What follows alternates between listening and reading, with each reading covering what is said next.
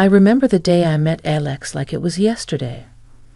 I was at this little dive cafe, minding my own business, sipping on the cheapest coffee they had, trying to make sense of my scattered thoughts and plans. That's when he walked in, like a scene straight out of a movie. Except there were no dramatic lights or music, just the sound of the bell above the door, and the smell of stale coffee mixed with his aftershave. "Is this seat taken?" he asked, pointing to the chair across from me, with a smile that could knock you off your feet. "Looks free to me," I replied, trying to sound cool and not at all flustered by his sudden appearance. We started talking, and damn, it was like we were cut from the same cloth. He was into all the junk I was, from binge watching the same trashy series to arguing about the best pizza topping. It's pineapple. Fight me. Fast forward a bit, and we're dating, not just casual meetups, but the real deal. It felt like I'd known him my whole life, and before we knew it, we were talking about getting hitched. That's when the drama started. His parents, let me tell you, were something else. The first time I met them, it was like walking into a lion's den wearing a meat dress. They had this way of smiling while sizing you up, like they were deciding whether you were worth their time or not. "So, you're the girl Alex can't stop yapping about," his mom said, her voice dripping with something that was definitely not warmth. "Guilty as charged," I shot back, trying not to let her see she got to me. They laid down the law pretty quick, telling us we needed to sign a prenup. Now, I ain't no gold digger, and I sure as hell don't need anyone's money, but that rubbed me the wrong way. "I'll sign your prenup," I told him, "but I've got one condition. If one of us cheats, the cheater pays up 100 grand. Alex looked like I'd slapped him with a fish. "Babe, I'd never cheat on you," he said, all wide-eyed and serious. Yeah, well, my ex said the same thing before I caught him with his pants down. Literally. So it's this or nothing. He agreed, and his parents did too, though they looked like they'd swallowed lemons. We thought that was the end of it, but boy, were we wrong. One evening, we were cuddled up on the couch, a tradition we had started since moving in together. We had this old rickety couch that we swore we'd replace, but never did because somehow it had become our spot. The TV was on, but we weren't watching. We were too busy making plans for a trip to Italy we knew we couldn't afford, but were determined to make happen. "Alex, think about it. The food, the wine, the art. We have to go," I said, my eyes sparkling with excitement. "Emily, babe, you had me at food. But let's face it, our bank account is more camping in the backyard than romantic getaway to Venice," he replied, wrapping his arm tighter around me. "So we'll save. We'll cut back on, I don't know, things we don't need, like your video games," I teased. "Not the video games. Take my shirts, my shoes, even my beloved coffee maker, but leave the games alone," he joked. But that was us, always dreaming big but grounded in the reality of our modest lives. We didn't care. We were happy. The happiness wasn't just in the big moments. It was in the little things too, like how Alex would make breakfast on Saturdays. He couldn't cook to save his life, but he'd somehow mastered the art of scrambled eggs and toast, which he'd serve with a side of his terrible coffee. "I'm thinking scrambled eggs today. What do you think?" he'd ask, already heading to the kitchen. "Only if you promise not to burn the toast this time," I'd call out, followed by, "And I'm making the coffee." One day, the topic we had been avoiding came up. We were doing dishes together, a mundane task that somehow felt special because we were doing it together. "Emily, we need to talk about, starting a family," Alex said, breaking the comfortable silence. "I know it's scary, isn't it? What if? What if we can't?"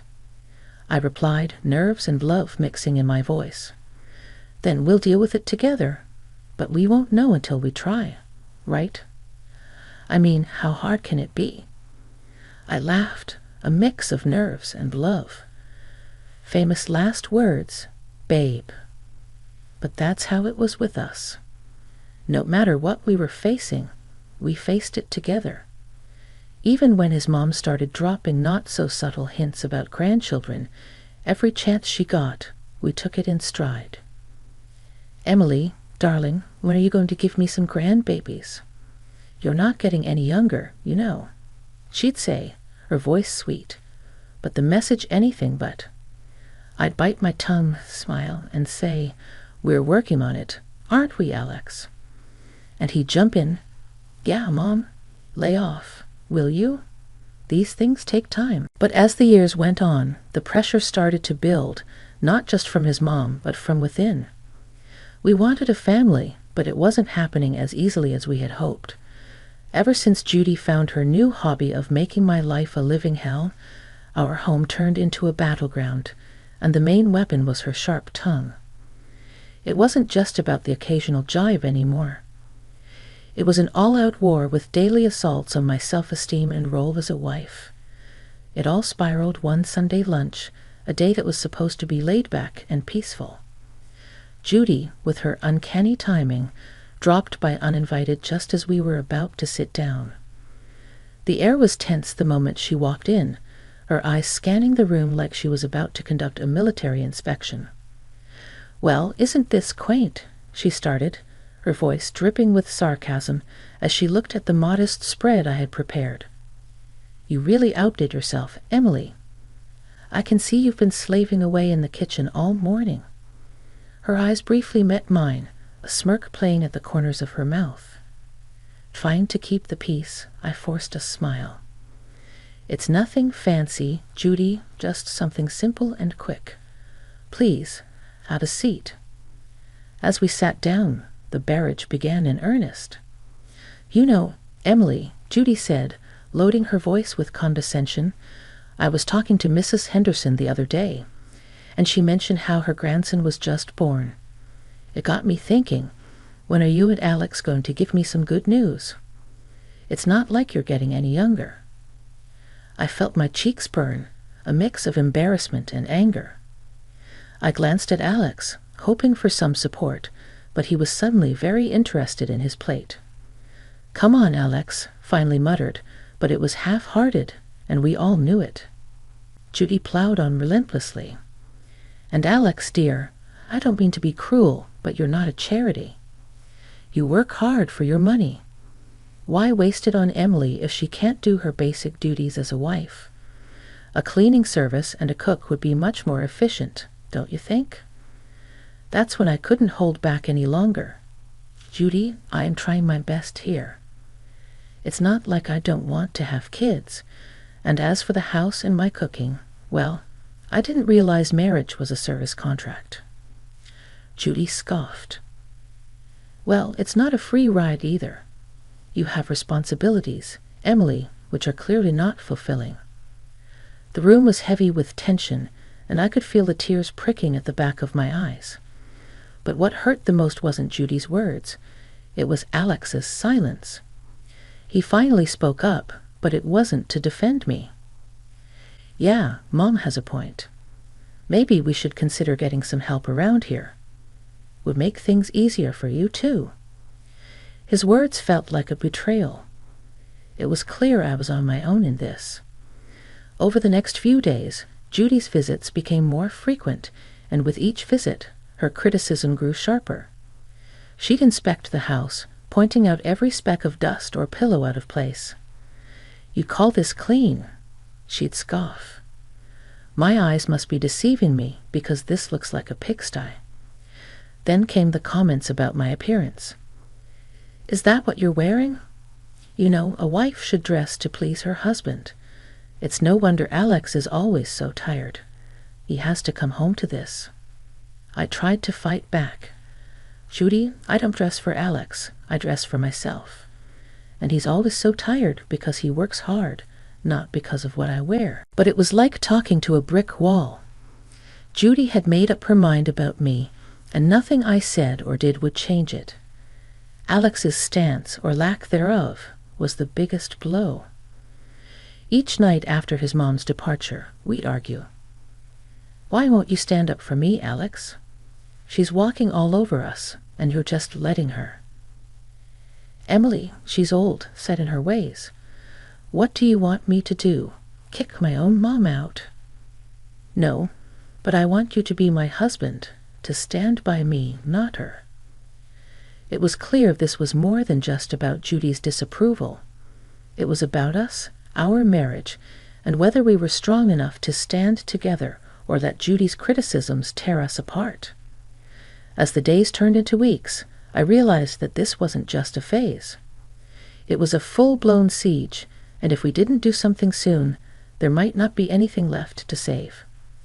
Things between me and Alex had been icy since Judy ramped up her campaign of critique.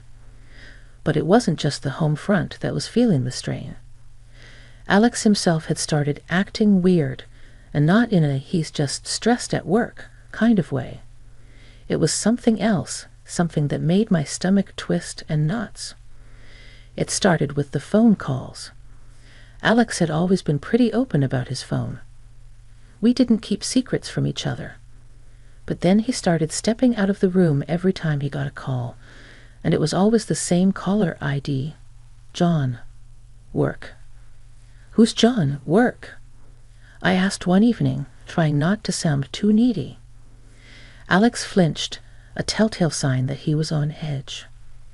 "Just a new guy at the office. Lots of questions, you know." But it didn't stop there. Alex, who was as far from a fashionista as you could get, suddenly started caring about his appearance. Gone were the days of graphic tees and worn-out jeans. Now it was all crisp shirts and slacks and cologne. He was using cologne now. Since when did he care about smelling like a department store? "What's with the new look?" I asked one morning, watching him comb his hair in a way I'd never seen before. He just smirked a little too quickly. Just felt like changing things up. No harm in that, right? And the late nights at work, they were becoming a regular thing. "Another long one, babe," I texted, trying not to sound too needy.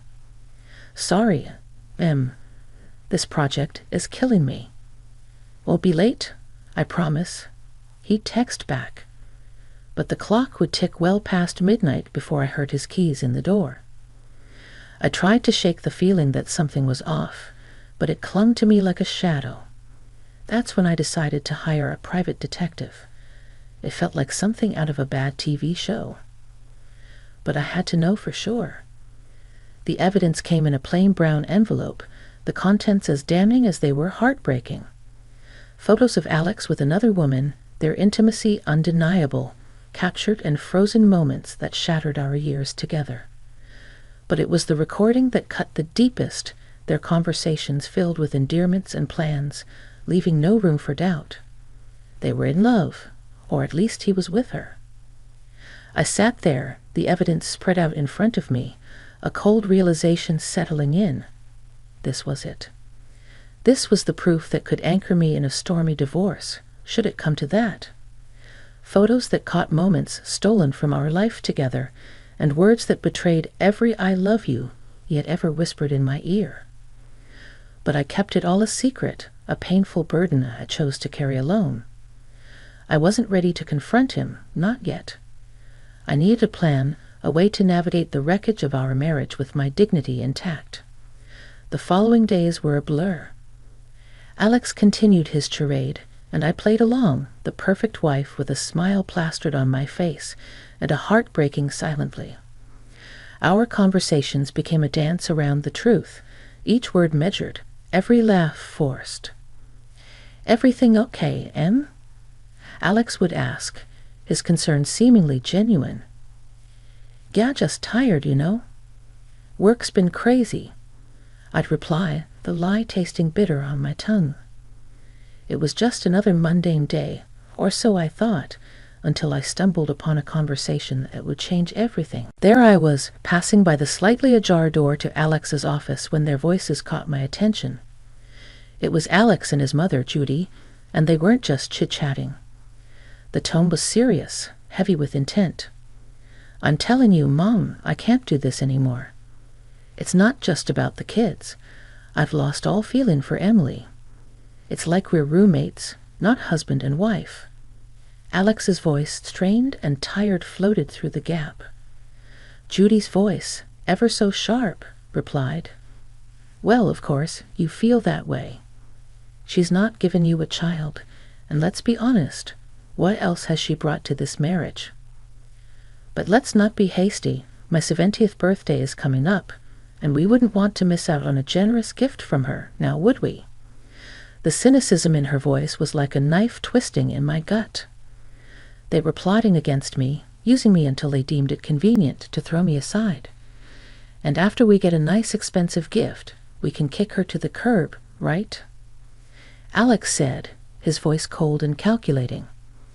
"Exactly, dear, just bide your time a little longer," Judy confirmed, her voice dripping with malice. I stood there, rooted to the spot, a mix of shock and anger boiling inside me. They were planning my exit from this family as casually as one would plan a grocery list. The hurt was deep, but it sparked something else in me, a burning desire for revenge. They thought they could use me, discard me at their convenience. I'd show them I wasn't just some pawn in their twisted game. A few days later, during a family dinner that felt more like a farce than a meal, Judy brought up her upcoming birthday with the same smirk that I had come to despise.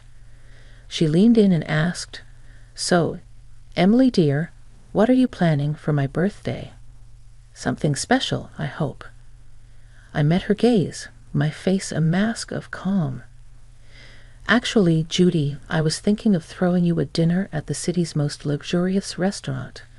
A night you won't forget," I replied, the words tasting like ash in my mouth. The weeks leading up to Judy's 70th birthday felt like a slow march towards D-Day. Every smirk from her, every indifferent shrug from Alex, fueled my resolve. The plan was simple yet bold, just like the movies. Host a lavish dinner at the city's most luxurious restaurant under the guise of a loving gesture, then drop the bombshell. But like any good plot, the devil was in the details. The night before the party, the tension at home was palpable. Alex, oblivious to the storm brewing, was casually lounging on the couch, scrolling through his phone. "Everything set for tomorrow?" he asked, not looking up. "Oh, you could say that," I replied, my tone belied the turmoil inside. The day arrived, and as guests started to fill the opulent dining room reserved for Judy's celebration, the air was thick with anticipation. Judy, ever the queen bee, basked in the attention, lavishing in the luxury of her surroundings. "Oh, Emily, you've outdone yourself.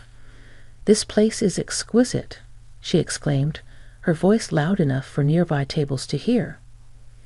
As we all settled in, the meal proceeded with the kind of forced mirth that comes with such family gatherings. Laughs were shared, stories exchanged, and then, as the dessert plates were cleared away, the waiter approached with the final act of the evening, the bill. He leaned in discreetly, informing us the dinner cost was $33,000. Without missing a beat, I handed over my card, the gesture unnoticed by most. It was then Alex, with a smirk that didn't reach his eyes, decided to drop his bombshell. "Emily, I think it's time everyone knew. I'm tired of this, of us. I want a divorce." The words hung in the air, a toxic cloud that seemed to suffocate all other noise in the room. Before I could even process the full weight of his statement, Judy piped up, her voice sharp and unforgiving. "Well then, since that's out in the open, I think it's best you leave, Emily. We're celebrating family tonight, and well, you're no longer part of it." The room went deadly silent. Every eye was on me, waiting to see how I'd crumble. But I didn't. With a calm I didn't feel, I stood, nodded, and walked out without a word. The cool night air hit me like a slap as I made my way home, the finality of everything that had happened washing over me in waves. By the time I reached his apartment, a plan formed. I packed my essentials, the numbness giving way to a cold resolve. This was it, the end of one life and the start of another. As I zipped the last suitcase, my phone started buzzing, a relentless, insistent vibration that I initially ignored. Curiosity, however, got the better of me. Judy's voice screeched from the other end, "Emily, the payment didn't go through. You need to fix this now." The sweet, sweet irony. In my preparations for the inevitable, I had secured my exit strategy. I had blocked the shared account, knowing it would be the first thing Alex would try to use against me. "Oh, Judy, that's unfortunate. But since I'm no longer part of the family, as you so eloquently put it, I'm afraid you'll have to sort this out yourself."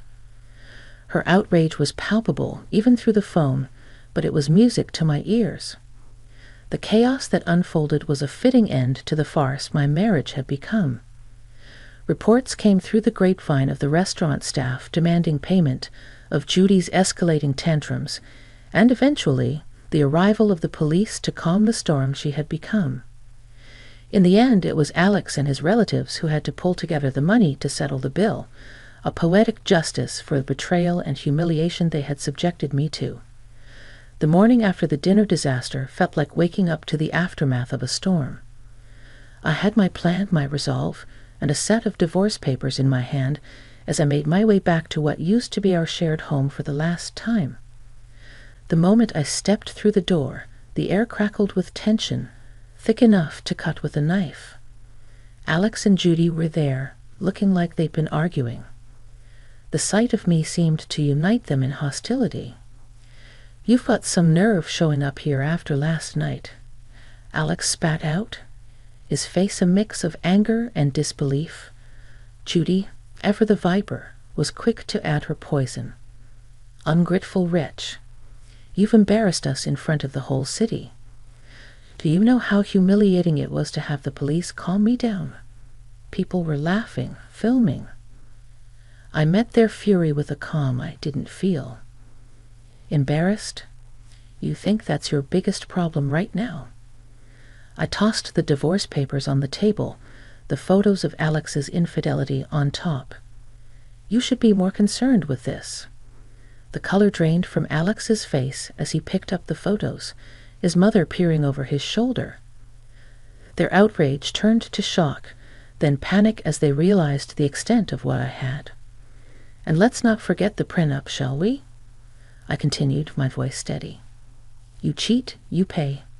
$100,000 to be exact." Judy's face twisted into a snarl. "You wouldn't dare. You can't do this to us." "Oh, but I can and I will." My tone was cold, final. Alex, the reality of the situation finally dawning on him, switched tactics. "Please, let's talk about this. We can fix it." I couldn't help but laugh, bitter and hard. "Fix it? You think you can just undo everything with a few words?" "No, Alex, it's done." Judy, ever the manipulator, tried to soften her approach, her voice dripping with false concern. "Emily, darling, think about what you're doing. This will ruin us." "That ship has sailed, Judy. You should have thought about that before." The begging turned to pleading, their words a desperate scramble to salvage what they could. But my mind was made up. I was done being the victim, done with their lies and manipulations. In the end, Alex had no choice but to borrow the money from his parents to pay me. As I left that house for the last time, check in hand, I felt a weight lift off my shoulders. After everything went down, I used the payout from Alex to put a down payment on a small but cozy place of my own. It's funny, how much peace you can find in the walls of a place that's just yours, where every nook feels like a sanctuary from the chaos of the past. Life's quieter now, and I like it that way. I've got a job that keeps me busy neighbors who nod and smile, and a little garden that's all mine to tend to. But every once in a while, the grapevine tosses a juicy bit my way about Alex and Judy. Just the other day, I was grabbing coffee from the corner spot where locals hang, and I bumped into someone from the old neighborhood. After the usual pleasantries, they leaned in, voice dropping to a conspiratorial whisper. "Hey, have you heard about the latest drama with your ex and his mom?" they asked, eyes gleaming with the thrill of gossip. I couldn't help but raise an eyebrow, a mix of curiosity and detachment taking hold. Can't say that I have. Do tell. Well, they started, clearly savoring the moment. It seems Judy's not too pleased with Alex's new girlfriend. Word is they're at it like cats and dogs, makes your situation look like a walk in the park. The conversation moved on, but as I walked away, coffee in hand, I couldn't shake the feeling of utter relief. There was a time when news like that would have sent me spiraling, but now it was just another piece of someone else's story. These days, my biggest concern is whether my tomatoes will ripen before the squirrels get to them, or if I'll ever get the hang of yoga without looking like a newborn deer on ice. Life's simpler, quieter, and infinitely sweeter on this side of chaos.